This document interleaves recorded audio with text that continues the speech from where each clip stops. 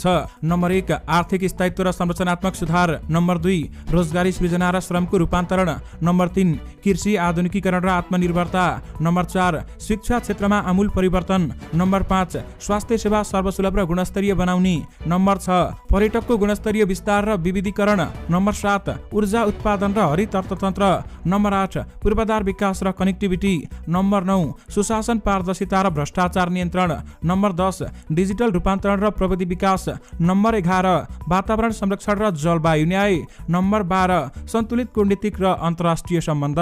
त्यसैगरी सरकारले शिक्षामा लगानी थप्ने र विद्यालय शिक्षालाई अनिवार्य र निशुल्क बनाउने प्रतिबद्धता जनाएको छ। राजनीतिक दलका चुनावी प्रतिबद्धता समेटेर सरकारले बनाएको राष्ट्रिय प्रतिबद्धता पत्र मस्यौदामा यस्तो प्रतिबद्धता जनाइएको हो।